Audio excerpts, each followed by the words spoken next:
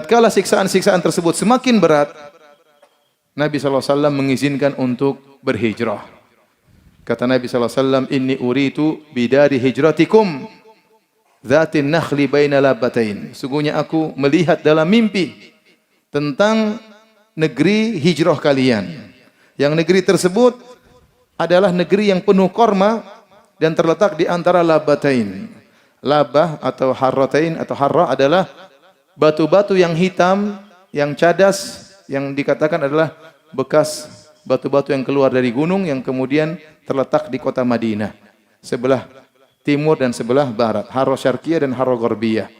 Di antara dua kumpulan batu tersebut itulah kota Madinah. Dan kota Madinah subur. Waktu Nabi dimimpikan tentang Darul Hijrah, tentang kota tersebut, kata Nabi, "Fadhahaba wahali ila," maka waktu itu terbenak dalam hati saya kepada kota ini dan kota itu. Ternyata kota Madinah. Ya. Dalam hadis yang lain kata Nabi SAW, "Umirtu bi qaryatin ta'kulul qura. Yaquluna Yathrib wa hiya al-Madinah." Ya. Kata Nabi SAW, aku diperintahkan untuk berhijrah ke suatu negeri, yang negeri tersebut akan memakan negeri-negeri yang lain, yaitu akan mengalahkan negeri-negeri lain, akan menguasai negeri-negeri yang lain. Mereka menyatakan bahwasanya negeri tersebut adalah Yathrib, padahal dia adalah kota Madinah. Nabi tidak setuju penamaan kota Madinah dengan Yathrib karena Yathrib diambil dari tathrib yang artinya celaan, maknanya jelek.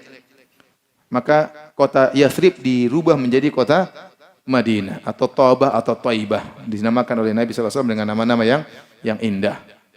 Dalam riwayat, "Wa man arada an yakhruj falyakhruj." Kata Nabi, yang ingin hijrah silakan hijrah. Maka mulailah para sahabat berhijrah. Karena tidak bisa beribadah kepada Allah, terutama setelah paman Nabi Abu Thalib meninggal dunia.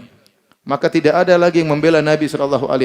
Orang-orang kafir Quraisy semakin berani, jangankan kepada para sahabat, bahkan berani mengintimidasi Nabi SAW. Apalagi para sahabat. Apalagi para sahabat yang tidak punya kabilah yang kuat. Tidak ada yang membela mereka. Sehingga mereka, kata Nabi, yang mau hijrah silakan hijrah. Maka mulailah berangkat. Ada yang sendirian, ada yang sama istrinya, ada yang satu keluarga, ada yang rombongan. Mulailah kota Mekah sepi. Kota Mekah mungkin dulu penduduknya berapa? Taruhlah 300, 400, entah lebih atau kurang. Nah kalau 100 sudah pergi, sepi atau tidak? Sepi. Orang-orang musyrikin mulai lihat, orang Islam pada kemana? Hilang semua. Harusnya mereka senang tatkala orang-orang Islam pergi. Ya sudah, kita kuasai Mekah. Sudah tidak lagi ganggu-ganggu kita, tidak lagi yang dakwah-dakwah, tidak lagi yang syirik-syirik, sudah enggak ada. Sudah mereka pergi. Harusnya demikian. Harusnya orang-orang kafir senang kalau orang Islam pergi meninggalkan kota Mekah sehingga mereka benar-benar menguasai kota Mekah, karena selama ini orang Islam itulah yang bikin gaduh di kota Mekah. Mengharamkan ini, mengharamkan anu.